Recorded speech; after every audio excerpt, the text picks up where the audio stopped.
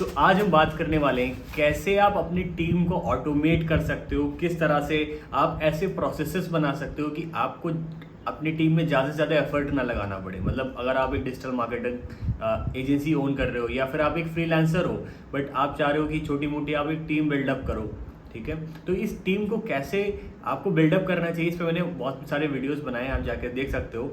But team को कई बार ना मैनेज करने में, उनको काम बताने में दिक्कतें आती हैं। तो मैंने क्या किया है, मैंने अपने लिए ये एसओपीज बनाई हैं। अब ये एसओपीज इतनी अच्छी है मेरे लिए, अगर मैं आपको दिखाता हूँ तो मैंने हर टीम मेंबर को दे के रखी है और मेरा काम इससे बहुत आसान हो जाता है। मतलब मेरा जो इन्वॉल्वमेंट है एसओपी बनाने के बाद 90% इन्वॉल्वमेंट मेरा कम हो गया है। बस अब मैं कुछ मीटिंग्स को लेता हूँ और उस मीटिंग से हमारा काम ऑटोमेट हो जाता है और ऑलमोस्ट हमारा जो काम पहले मिसमैनेज होता था, कई काम छूट जाते थे, कई काम ऐसे होते थे कि मैं उनको ट्रैक नहीं रख पाता था, तो वो सारी चीज़ें अभी ऑलमोस्ट यार इन एसओपीज़ ने सॉल्व कर दिया है और काम बहुत आसान हो चुका है। तो आज की इस वीडियो में मैं क्या करने वाला हूँ, पहली बात तो मैं आपको ये जो एसओपीज़ मैंने बनाई है, ये टेम्पलेट्स मैं आपको शेयर करने वाला हूँ। इसकी जो एक डॉक्स फाइल की लिंक है वो मैं डिस्क्रिप्शन में डाल देता हूँ, तो आप जो लोग भी वीडियो देख रहे हो जाके आप यहाँ से डाउनलोड कर सकते हो। बट ये वहाँ से जाने से पहले, डाउनलोड करने से पहले मैं आपको सजेस्ट करूँगा कि इस वीडियो को देखिए, क्योंकि डायरेक्ट आपको उस डॉक्स फाइल से समझ नहीं आएगा कि एसओपी किस काम की है, उसका क्या मतलब है। क्योंकि जो मैं यहाँ पे शेयर कर रहा हूँ वो मैंने अपने लिए बनाई है, ठीक है। तो ऐसा नहीं है कि वो कोई ऐसा प्रोसीजर है या मैंने कहीं से देख के इसको कॉपी किया, मैंने अपने लिए बनाया तो उसका मतलब मुझे ही समझ में आता है, ठीक है। तो वो मेरे खुद के वर्ड्स में लिखा हुआ है, मेरे तरीके से है। तो मैं आपको पहले ना ये वीडियो में आपको एक मैं अभी फोटो अटैच कर दूंगा, उसके थ्रू मैं आपको समझा दूंगा कि ये एसओपीज हर किसी के लिए अलग अलग कैसे बनानी है। जो मैं आपको एसओपी शेयर कर रहा हूँ ये एसओपी किसके लिए, कौन से टीम मेंबर के लिए है और इसको चेंज कैसे कर रहे हैं, मतलब आपको मैं बेसिक समझा दूंगा। फिर आप इस फॉर्मेट से किसी भी तरह की एसओपी बना सकते हो, अपनी टीम को ऑटोमेट कर सकते हो और आप बहुत ईजिली मतलब एक अच्छी खासी टीम बिल्डअप कर सकते हो और फिर बहुत अच्छा रेवेन्यू भी कर सकते हो, ठीक है। तो चलिए स्टार्ट करते हैं। सबसे पहले अगर आप देखोगे तो मैंने यहाँ पे मेंशन किया है कि एसओपी में सबसे ऊपर है हमारा एसईओ। तो ये एसओपी पहली बात तो है एक इंटर्न के लिए, ठीक है। अब आप में से ज़्यादातर जो वीडियोस देख रहे हैं मुझको लगता है शायद ये लोग अभी आप लोग बिगिनर्स हैं, स्टार्ट कर रहे हो, तो आपके पास अगर कोई टीम मेंबर आता भी है तो आप बहुत अभी कोई प्रोफेशनल को नहीं हायर कर पाएंगे जो जिनका 5 साल 7 साल का एक्सपीरियंस है। आप अभी इंटर्न्स को हायर करिए, ठीक है। तो एक इंटर्न के लिए ही बेसिक मैंने एक एसओपी बनाई है जो आप सबकी हेल्प करे।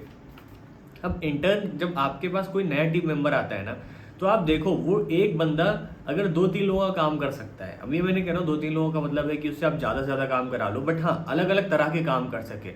जैसे कि वो एसईओ भी कर ले, सोशल मीडिया मार्केटिंग भी कर ले, थोड़ा बहुत गूगल फेसबुक एड्स भी कर ले। क्योंकि स्टार्टिंग में होता है क्या है, जैसे कि हम लोग एक बिगिनर्स होते हैं तो क्या होता है कि हम लोगों के पास कई बार यार अलग अलग तरह के काम आ जाते हैं। ज़रूरी नहीं हमारे पास गूगल ऐड के ही 20 या 50 अकाउंट्स हो, हमारे पास 2-3 अकाउंट गूगल के, 1-2 फेसबुक के, कुछ वेबसाइट्स का काम आ जाता है, कुछ एसईओ का भी आ जाता है। तो हमें ऐसा टीम मेंबर स्टार्टिंग में रखना चाहिए जो ये सारे काम थोड़े बहुत मैनेज कर ले और आपका एक हिसाब से वर्कलोड कम हो जाए, ठीक है। तो एक इंटर्न को ध्यान में रखते हुए मैंने एसओपी डिज़ाइन करी है। इसमें मैंने मेजरली 3 चीज़ या 4 चीज़ें ऐड करी हैं। पहली चीज़ हो गया एसईओ, कि अगर एसईओ करना है तो उसको कैसे कराना है, ठीक है। अब एसईओ में मैंने यहाँ पे लेके रखा है कि एसईओ को ऐसा नहीं है कि वहाँ पे उसको हम सारे प्रोजेक्ट दे देंगे, 2 या 3 प्रोजेक्ट देंगे, क्योंकि एक दिन में अगर उसे मल्टीपल काम कराना है तो आप उसे सारे प्रोजेक्ट नहीं करा सकते हो, ठीक है। तो अभी मैंने क्या किया मैं बताता हूँ। मेरे यहाँ जो इंटर्न है मैंने उनको एसईओ के 2 प्रोजेक्ट्स दे के रखे हैं, ठीक है। वो पहला प्रोजेक्ट क्या करते हैं, MWF मतलब मंडे वेडनेसडे फ्राइडे को करते हैं, पहला प्रोजेक्ट, ठीक है। दूसरी चीज़ मैं उनसे कोरा मार्केटिंग भी कराता हूँ। बेसिकली मैंने जो ऑब्जर्व किया है कि एसईओ में जो कोरा मार्केटिंग है कुछ मेरे क्लाइंट्स के लिए वो बहुत अच्छी वर्क कर रही है, बहुत अच्छा रिस्पॉन्स आ रहा है उससे। तो सेकंड आप देखोगे MWF में मैंने कोरा मार्केटिंग भी रखी है, मतलब मंडे वेडनेसडे फ्राइडे को कोरा मार्केटिंग भी करते हैं। ऑफ पेज एसईओ फिर एक दूसरे क्लाइंट के लिए है, वो है TTS, ट्यूसडे थर्सडे और सैटरडे। तो ये तीनों दिन वो दूसरे क्लाइंट के लिए, जो मैंने दूसरा एसईओ का प्रोजेक्ट बताया उसके लिए वो एसईओ करते हैं। और TTS वो लिंक्डइन मार्केटिंग भी करते हैं, मतलब एक क्लाइंट है हमारे उनके लिए वो लिंक्डइन मार्केटिंग भी करते हैं ट्यूसडे थर्सडे और सैटरडे को। तो इस तरह से मैंने इसको डिवाइड करके रखा है। बेसिकली ये सारा एक हिसाब से एसईओ का पार्ट है, बट लिंक्डइन मार्केटिंग नहीं है, तो लिंक्डइन में ऑर्गेनिक मार्केटिंग को भी मैंने इंक्लूड करके रखा है। मतलब बहुत छोटा सा काम है, अराउंड 10 से 15 मिनट का काम होगा वो। तो इस तरह से मैंने इनको एसईओ का कंप्लीट डिवाइड किया रखा है। 2 ही प्रोजेक्ट हैं ये, और 2 प्रोजेक्ट में जो बेसिक टास्क हैं उनको थोड़ा बहुत डिवाइड कर दिया है। अब जो इंपॉर्टेंट है मैंने उनको अलग से भी इंक्लूड किया, जैसे लिंक्डइन और कोरा। ये दोनों ऐसी चीज़ हैं कि एग्जिस्टिंग जो 2 प्रोजेक्ट वो कर रहे थे उसमें कोरा लिंक्डइन से ज़्यादा रिस्पॉन्स आ रहा था, तो मैंने उनको थोड़ा सा और स्पीड अप कर दिया, थोड़ा सा और बूस्ट अप कर दिया कि जो क्लाइंट का रिस्पॉन्स है और जल्दी इंक्रीज हो जाए। ठीक है, तो वो एसईओ जो दोनों प्रोजेक्ट पे हैं वो अल्टरनेट डेज पे करते हैं, और साथ में ये दोनों एक्टिविटी एसईओ की ही पार्ट है। लिंक्डइन तो नहीं है उतना, बट कोरा है, तो उसी हिसाब से मैंने भी उनको भी इंक्लूड कर दिया है। दूसरी चीज़ आती है गूगल एड्स। अब गूगल एड्स में आप देख पा रहे हो मैंने लिखा है TS, मतलब ट्यूसडे और सैटरडे। गूगल एड्स में बेसिक्स मैं उनके काम कराता हूँ, मतलब ऐसा नहीं मैं उनको नया अकाउंट दे देता हूँ कैंपेन सेटअप करने को, क्योंकि अभी उसमें थोड़ा रिस्क रहता है, बजट ऐड करने रहते हैं। मैं उनको बेसिक देता हूँ। अब बेसिक क्या हो गया, जैसे हर ट्यूसडे को एक ऐड कॉपी क्रिएशन, मतलब मान के चलो मैंने उनको 2 से 3 अकाउंट्स दिए और हर ऐड अकाउंट के लिए वो एक, मैंने उनको कैंपेन बता दिया, उस कैंपेन के लिए वो एक ऐड कॉपी डिज़ाइन कर रहे हैं मेरे लिए। ठीक है, अब एक ऐड कॉपी में आप जानते हो गूगल एड्स में रिस्पॉन्सिव सर्च एड में 12 हेडलाइंस होते हैं और 4 डिस्क्रिप्शंस होते हैं। तो बेसिकली उनका सारा काम रहता है कि कैसे वो 12 हेडलाइंस को रिसर्च करके और 4 डिस्क्रिप्शन को रिसर्च करके वो निकालते हैं, और इस तरह से वो 3 से 4 क्लाइंट्स के लिए निकाल देते हैं। ठीक है, तो वो मुझको सारा डेटा डॉक्स फाइल में दे देते हैं, मैं उसको रिव्यू कर लेता हूँ, कुछ चेंजेस होते हैं तो मैं करा देता हूँ, फिर वो डायरेक्ट वहाँ पे हो जाता है, अपडेट हो जाता है। अगर कोई नया ऐड ग्रुप बनाना है तो कीवर्ड रिसर्च भी वही करते हैं, और जैसा यहाँ पे लिखा हुआ है new add group setup keyword research if required. तो अगर कोई ऐड ग्रुप नया सेटअप करना होता है, कैंपेन नया सेटअप करना होता है, तो मैं कराता हूँ उससे। ठीक है, और यहाँ पे मैं एक चीज़ का ध्यान रखता हूँ कि अगर वो कोई भी ऐड ग्रुप कोई भी कैंपेन सेटअप कर रहे हैं तो उसको सेटअप करने के बाद इंस्टेंट पॉज कर दें, क्योंकि कैंपेन लाइव तभी हो सकता है जब हम लोग एक बार इसको रिव्यू कर लें, क्योंकि उसमें बजट ऐड है। अगर किसी क्लाइंट में मेरे में 2 लाख 3 लाख रुपए ऐड है, तो अगर कैंपेन कोई मान के चलिए उन्होंने नहीं सेटिंग्स उन्होंने गलत कर दी, तो वो बजट बहुत जल्दी एग्जॉस्ट हो सकता है। तो छोटी सी गलती बहुत बड़ा लॉस हो सकती है, इसलिए सारे कैंपेन्स को बनाने के बाद हम पॉज करा देते हैं।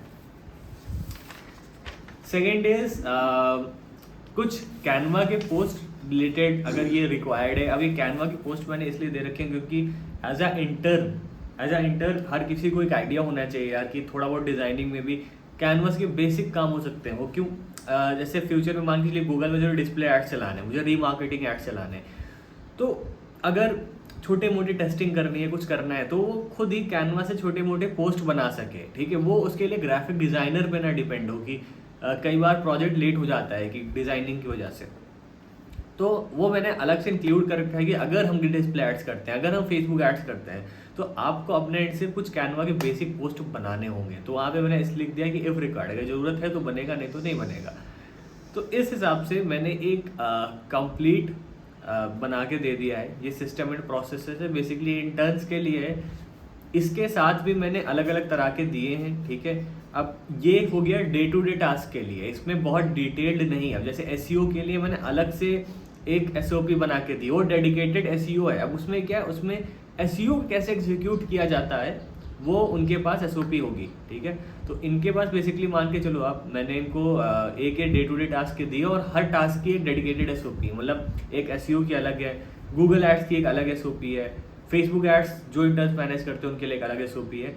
तो एक आपको डेली देनी पड़ेगी ताकि उनका डे टू डे टास्क भी एग्जीक्यूट होता रहे। ज़्यादातर लोग गलती क्या करते हैं, वो उनको गूगल ऐड, फेसबुक ऐड, हर चीज़ की एसओपी बना के दे देते हैं, पर वो डे टू डे टास्क कैसे अपना मैनेज करेंगे, क्योंकि कई बार ज़्यादा अगर आप काम दे देते हो किसी को तो वो एग्जीक्यूट नहीं कर पाते हैं। तो हमें इसको ध्यान में रखना पड़ेगा कि एक नॉर्मल बंदा अगर वो नया है तो कितना काम कर सकता है एक दिन में, और उसी हिसाब से जैसे आप देख सकते हो मैंने कुछ प्रोजेक्ट्स को अल्टरनेट डेज रखा, छोटी छोटी चीज़ें एक्टिविटी इंक्लूड करके रखी, ताकि उसका जो 7-8 घंटे हैं वो अच्छे से यूटिलाइज हो जाए। अगर वो थोड़ा आराम से भी कर रहा है, कोई नया बंदा है, तो तब भी हमारा काम हो जाए और उसके परफॉर्मेंस पे भी इफेक्ट ना पड़े और क्वालिटी ऑफ द वर्क वो भी इम्प्रूव्ड रहे। सो आई होप ये वीडियो आपको पसंद आई होगी। मैंने इसको डिस्क्रिप्शन में शेयर कर दिया है, जो भी इसकी डॉक्स फाइल है, आप इसको देख सकते हो, आप इसको यूज़ कर सकते हो अपने इंटर्न्स के लिए। अगर आपके तरफ से कोई सजेशन है या फिर आप चाहते हो कि डेडिकेटेड एसओपीज़ मैं आपको शेयर करूं, जैसे कि एसईओ की, गूगल एड्स की, फेसबुक एड्स की, या फिर आप कोई ऐसी एसओपी चाहते हो कि आप अगर किसी को हायर कर रहे हो और स्टार्टिंग में उसको एक अग्रीमेंट फॉर्म में अगर आप बताना चाहते हो कि हम लोग अग्रीमेंट्स टीम के साथ कैसे करते हैं। तो अगर आप इस तरह की SOPs चाहते हो तो आप मुझे कमेंट में करके बता सकते हो, मैं आपको इस पर नए वीडियो शेयर कर दूंगा। बेसिकली SOP थी daily day to day task को कैसे एग्जीक्यूट करके कैसे बहुत एक हाई परफॉर्मेंस टीम बनाई जाए। सो आई होप आपको वीडियो पसंद आई होगी। कोई भी सजेशन है आप कमेंट में मुझे बता सकते हो। Thank you so much.